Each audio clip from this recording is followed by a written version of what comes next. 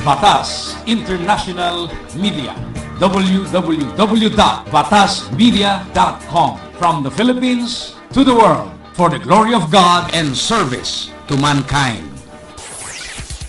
Bagong alyansang tagapagtaguyod ng adhikaing sambayanan.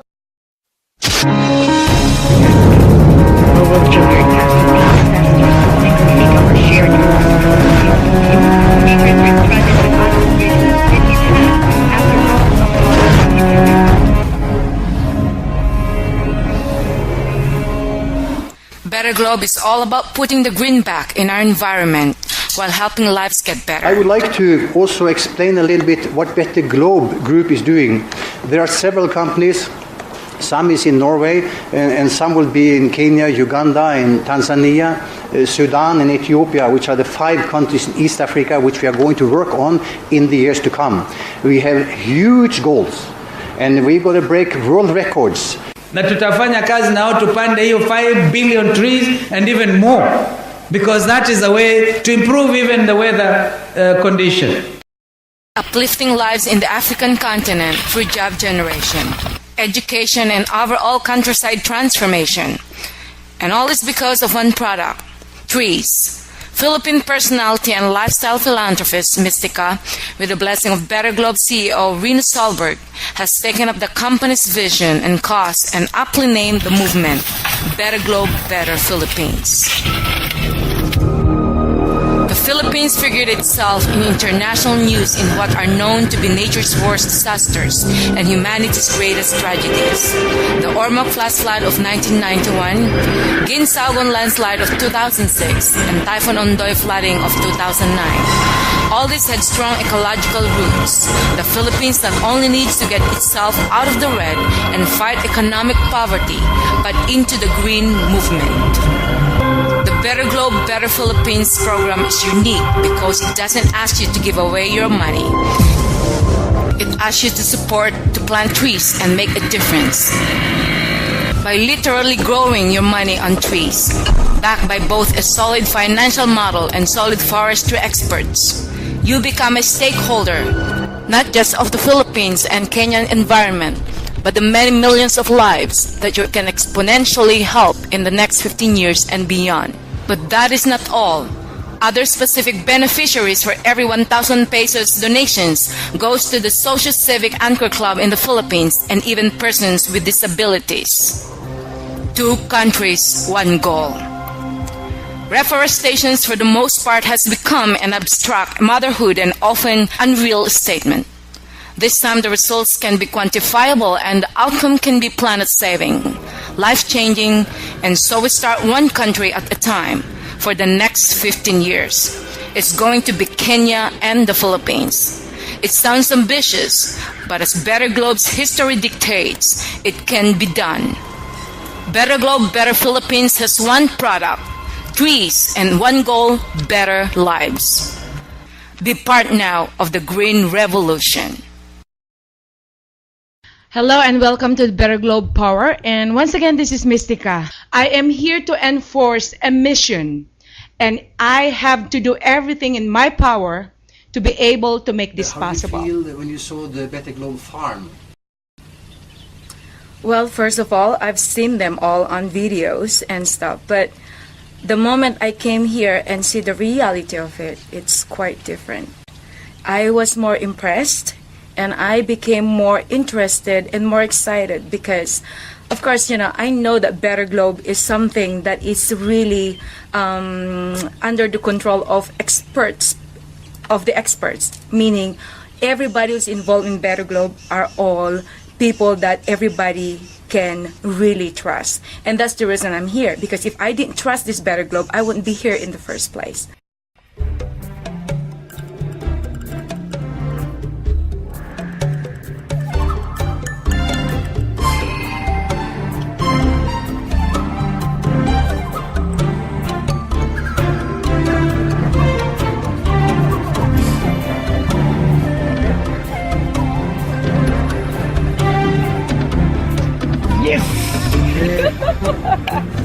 I really actually kissed it. Yeah, sweet. It is so sweet. I finally was able to kiss this mokau tree in Kenya that I've been waiting for. I can't believe it. This is a dream come true. Okay. Mga kaibigan, marami na po kaming mga na-meet o kaya mga taong interested po dito sa aming programa o kaya sa aking mission. As a matter of fact, I was just actually invited by a certain forestry, tinatawag na mapalad. Ito po yung Montalban Planters Agro Development Association Incorporated, headed by the chairman and president, Mrs. Melly Galvan. We were just having a meeting the other day at Rockwell Club, and I didn't even realize that I was actually meeting all these people who were also environmentalists. I never thought they were actually in the same mission as mine. I thought we were just invited by Daddy Tony Villegas. I thought we were just invited for a prayer meeting, and we didn't realize that we were actually surrounded with other people who were actually into tree planting also. And as a coincidence, I didn't realize that they have planted a lot of mahogany trees already in Montalban. So I was very interested to really find out if they were really telling what they were actually mentioning, if they were really telling the truth. So although it was raining yesterday, I didn't have any I didn't have any hesitation, I should say, to go there just to be able to see what was the reality. And I cannot believe to what I've seen. They have already planted thousands and thousands of mahogany trees. And it made me, it was a reminder for me. It's like I was reminded of going to Kenya when I was in Africa. When I went to our plantation, actually, and I've seen the same kind of scene I have seen right there in Kenya. And I can't believe that these trees are already right there. Ang dami po mga kaibigan. So that's for me to realize that whenever we're going to donate a lot of trees here, because like what I've mentioned before, paulit-ulit, di po ba? Sinabi ko po na in every donated tree or in every adopted tree that we're gonna be planting in Kenya, so there's gonna be equivalent to at least 5 trees that we're going to plant here in the Philippines. Kaya po, pumunta po kami noon sa Makati in order to meet also one of the governors, and it's actually Governor El Rey of Kamsur, because we have known that they've already planted a lot of trees also in Kamsur. So we were looking for some organization who would be responsible in planting the donated trees by Better Globe here in the Philippines. So yun po, isa rin po yun. And since I was able to witness already that this Mapalad plantation, they're already planting mahoganies. Because according to Camarines Sur Governor, they are not actually planting some mahoganies, but they are planting different type of trees, especially yung mga fruit-bearing trees. So, hindi po namin nililimit kung saan po kami magdo-donate later. So at least we were able to find out who are these organizations already who would be responsible in planting our trees later. So yun, idinadirect po ako ng Lord kung sino po yung mga right persons for me to meet, para alam ko, para hindi na po ako mahihirapan later on kung sino po ang magtatanim po sa mga trees na idodonate po namin na manggagaling po sa Better Globe. Okay mga kaibigan, dyan po lamang kayo, wag po kayong aalis because I'm gonna be back with you in a few reminders. Okay.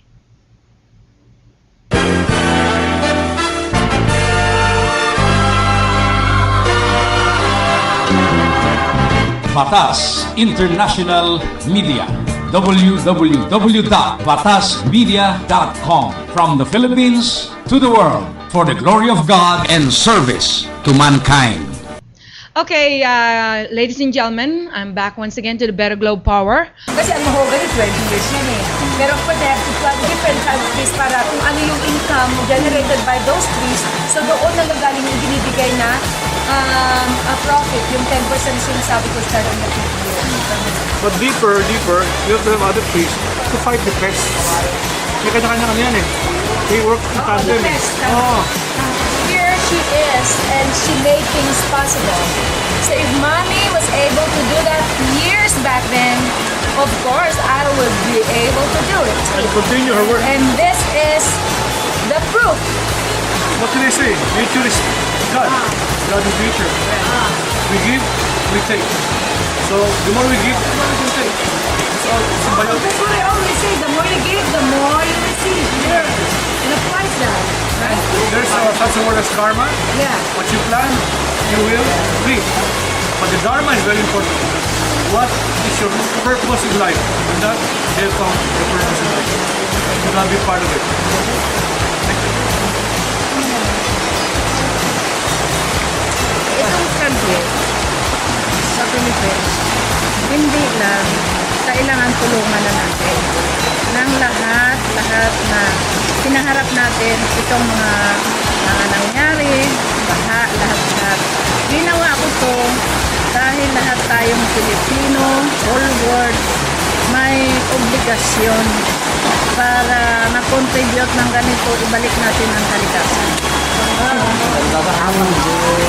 Sa mundo natin ngayon, meron na tayong climate change and global warming.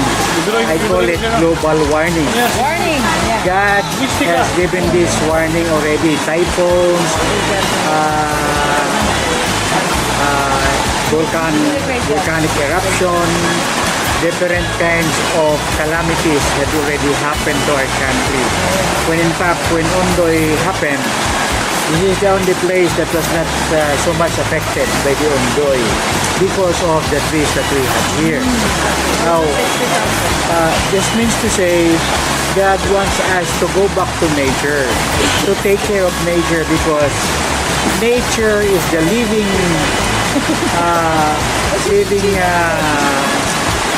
treasure that was given to us by God. So, swerte tayo, kompleto. As according to Ruli, it's omnipotent. So, we have everything given by God. But the problem is, we were not able to do our part, our obligation towards nature. Our obligation towards nature is our obligation towards God, because our first and foremost obligation and responsibility towards God is to take care of nature. But we actually destroy nature. That is why different catastrophes are already been happening all over the world. And this should serve as a global warning. So what we are doing now and actually preserving what the organization has started. It started with the Sitio Proper Macabot Planters Agro Development Association, and when I came to the organization 4 years ago, then I suggested to go to another step from the Sitio Proper Magapod in barangay level. Now, we have changed the name into Mapalad or Montalban Planters Agro Development Association. This symbolizes the myth of Montalban. When you say Montalban, that's the name of the former municipality, which is Rodriguez now. It's a myth, because when you say Montalban, it expresses a forest, it expresses mountain, it expresses nature.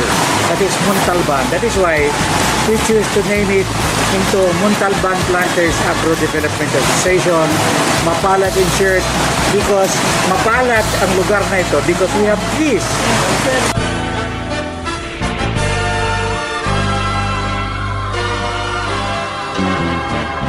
Batas International Media, www.batasmedia.com, from the Philippines to the world, for the glory of God and service to mankind.